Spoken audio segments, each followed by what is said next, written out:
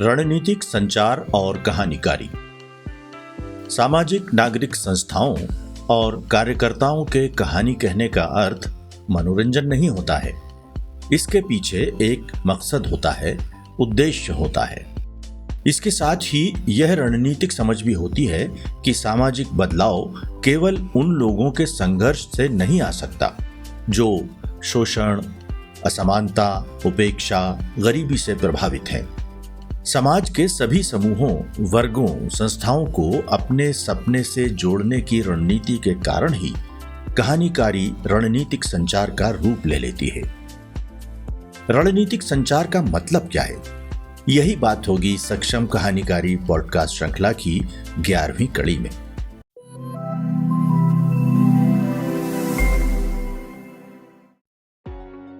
रणनीतिक संचार का अर्थ क्या है और इसकी आवश्यकता क्या है? सामाजिक नागरिक संस्थाओं को न केवल रणनीतिक संचार और कहानी कहने की नीति को अपनाना चाहिए, बल्कि उसे संस्थागत व्यवस्था की केंद्रीय नीति बनाना चाहिए। सामाजिक नागरिक संस्थाओं की भूमिका तभी प्रासंगिक हो सकती है जब समाज को, युवाओं को, अकादमिक विशेषज्ञों को, लेखकों को, छात्र छात्राओं को, नीति बनाने वालों को, नीतियों को लागू करने वालों को यह समझ होगी कि सामाजिक नागरिक संस्थाओं के सपने क्या हैं, उनकी दृष्टि और मकसद क्या हैं। मौजूदा हालात में सामाजिक नागरिक संस्थाएं अपने दार्शनिक दृष्टिकोण और सपनों के बारे में संवाद नहीं करती हैं। संभवतः उनका ज्यादा जोर कार्यक्रमों के प्रचार पर हो गया है।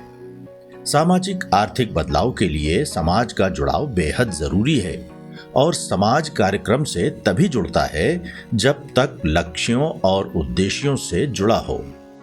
सपनों और मकसद की बात बनावटी नहीं होती है, वो हृदय से निकलती है और साझा हित का संदेश देती है, तभी उस पर भरोसा भी किया जाता है। सपनों की बात करना और कहानी कहना क्यों जरूरी है? कहानियां कहना इसलिए जरूरी होता है क्योंकि इनसे दूरियां कम होती हैं।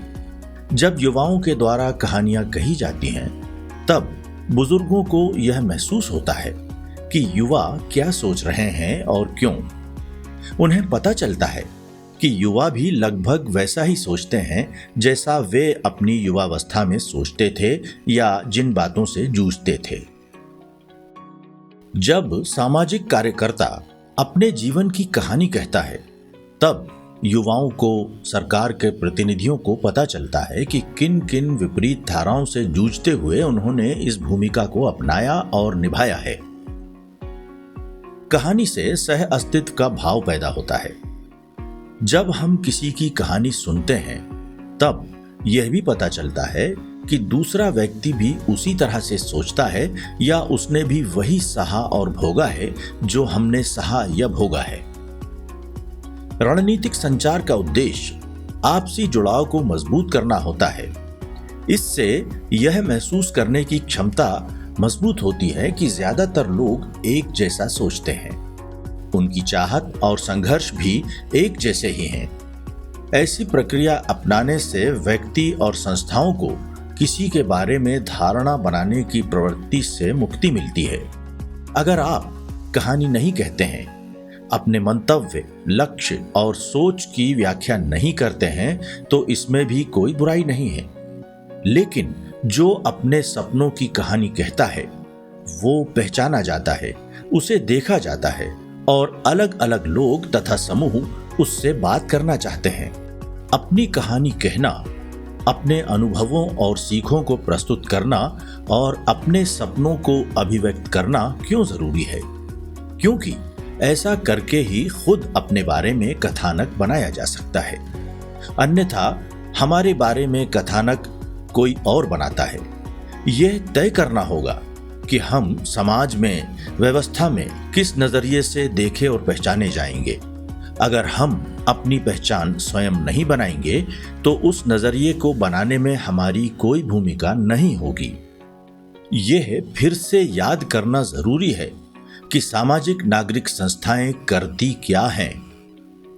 सरकार और समाज के बीच के संबंधों को जानने और समझने का प्रयास करती हैं। समाज की जरूरतों, आकांक्षाओं और विसंगतियों का विश्लेषण करती हैं।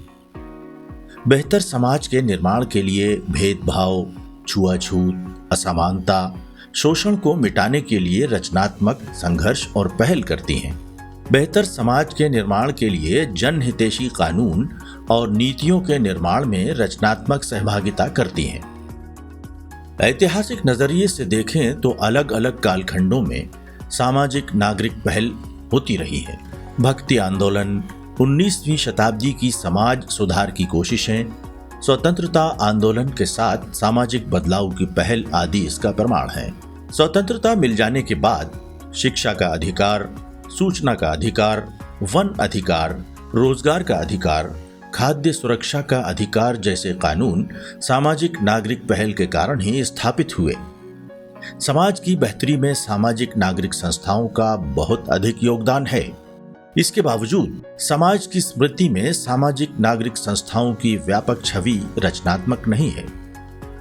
कोई भी विचारधारा सत्ता में हो, सामाजिक नागरिक संस्थाओं को विरोधी के रूप में देखती हैं। युवाओं के बीच सामाजिक नागरिक पहल और संस्थाओं की अवधारणा स्थापित नहीं है। अगर युवा इनके बारे में नहीं जानते हैं तो बदलाव की ये प्रक्रियाएं 20 साल बाद कौन आगे ले जाएगा? सामाजिक नागरिक संस्थाएं मैदानी स्तर पर समुदाय के बीच सघन काम करती हैं, लेकिन क्या उन्हीं जिलों के ऐसे लोगों से भी उनका संवाद होता है जो काम से सीधे तौर पर नहीं जुड़े होते? जैसे क्या महाविद्यालयों और विश्वविद्यालयों के शिक्षक और छात्र छात्राओं से उनका संवाद होता है? क्या वे सामाजिक शोधकर्ताओं से अपने मैदानी अनुभव साझा करती हैं? क्या सामाजिक शोध में उनकी सहभागिता होती है? संस्थाएं भले ही सबसे वंचित तबकों की उन्नति के लिए काम करती हों, लेकिन अगर उन्नति के लिए नीति, योजना या कानून की जरूरत हो तो इसके लिए तो अन्य तबकों या सामाजिक समूहों की भी समझदारी विकसित करने की जरूरत होती है। क्या संस्थाएं समाज के अन्य समूहों और तबकों के साथ अपने विषयों पर संवाद करती हैं? सरकार के प्रतिनिधियों के साथ संवाद कब होता है?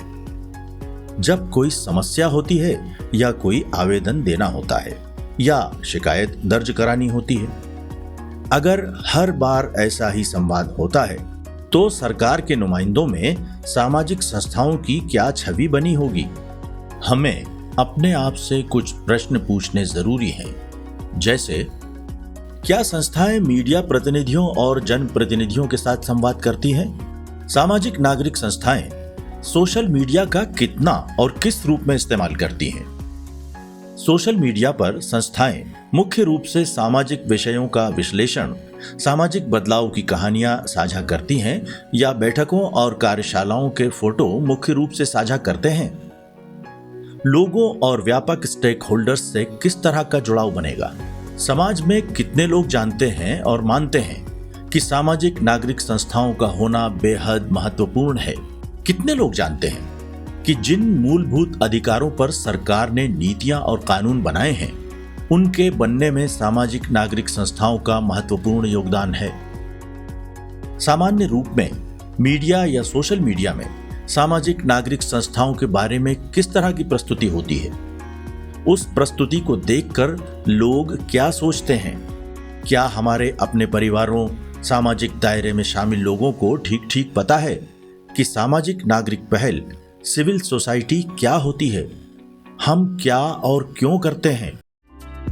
सक्षम कहानीकारी पॉडकास्ट श्रृंखला में हमने जाना कि सामाजिक नागरिक संस्थाओं को अपने विषयों, मुद्दों के साथ साथ अपने आप को भी समाज के सामने रखना जरूरी है।